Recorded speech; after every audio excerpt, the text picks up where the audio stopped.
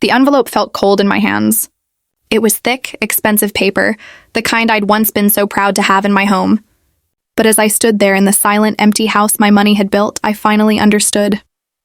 This wasn't a home. It was a transaction. And my only daughter had been keeping the books all along. My life wasn't always like this. For years, it was just me and Anya.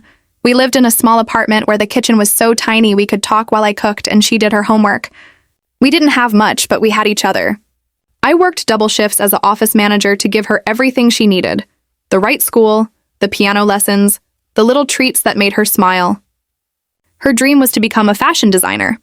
It was an expensive dream, but her passion was so bright I would have moved mountains to see it come true. And then, I did. I didn't move a mountain, but I invented a small, clever organizer for a kitchen drawer. It was a silly little thing, but a large company bought the patent. Suddenly, the life of careful budgets was over. We moved into a beautiful house. I could finally breathe. The best part, I thought, was that I could secure Anya's future. I paid for her to go to the best design school in the city. I saw it as the culmination of all my sacrifices. I was so naive. The first crack appeared on a sunny Tuesday. Anya was home for the weekend, and she brought her boyfriend, Mark. Over dinner, she was unusually quiet. Then, she reached across the table, took my hand, and said, "Mom, now that you're so comfortable, Mark and I were thinking about our future." She suggested, her voice sweet as honey, that it would be safer if we put the house in her name. For estate planning purposes, Mark added, smiling, to avoid a huge tax burden later. The request felt like a sudden chill in the warm room. I pulled my hand back gently. "This is my home, Anya," I said softly. "Let's not talk about this now." The smile she gave me didn't reach her eyes. The conversation was over, but the seed of something cold had been planted. After that dinner, a subtle shift occurred. Anya's visits became less about seeing me and more about managing my assets.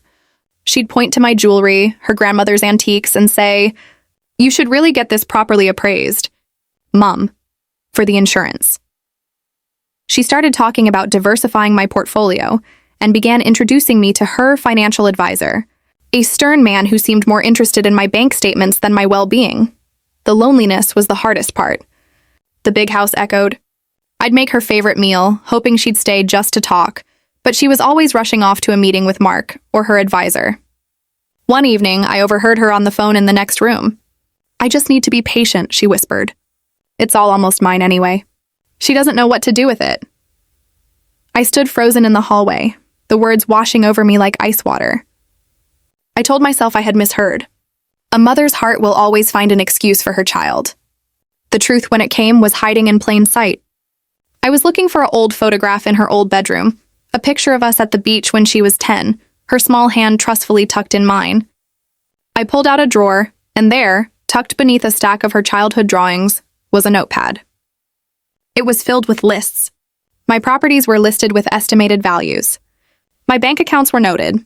And next to each item in my daughter's handwriting was a name, a luxury car brand, a designer handbag, a down payment for a penthouse.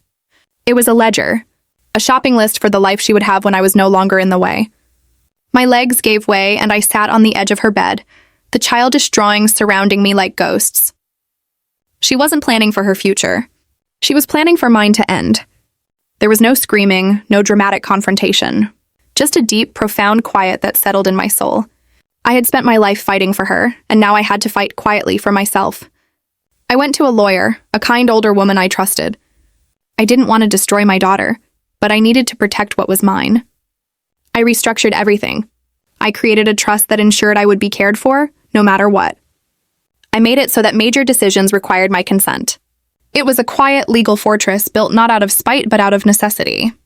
I was taking back the pen to write the final chapters of my own story. A few weeks later, Anya and Mark came over, all smiles. They had wonderful news. They were ready to put an offer on a stunning penthouse apartment. "We'll need the funds from the secondary property, Mom," Anya said, as if it were a given. She slid a set of documents across the table towards me for my signature. I looked at the papers, then at my daughter's expectant face. I took a deep breath. "No," I said, my voice calm and steady. I explained that my assets were now protected, that the life I built was mine to live. The color drained from her face. "You've ruined everything," she shouted, her mask of sweetness finally shattering into 1,000 pieces. In that moment, standing my ground, I saw the stranger my greed had created. She didn't speak to me for 6 months. The silence was painful, but it was a clean pain, not the slow poison of before. I started using my money for myself. I traveled to places I'd always dreamed of. I took a pottery class. I found joy in the stillness of my own company. Eventually, Anya reached out. Our relationship is different now, quieter. There are boundaries where there was once only blind trust. I help her when she truly needs it, but the blank check of my heart has been closed. I learned that money doesn't change people. It only reveals who they truly are deep down. And sometimes, the greatest act of love is to let them face the consequences of that truth. If this real-life story resonated with you, please share your thoughts in the comments. For more calm reflections on family and life, subscribe to the channel. Thank you for listening.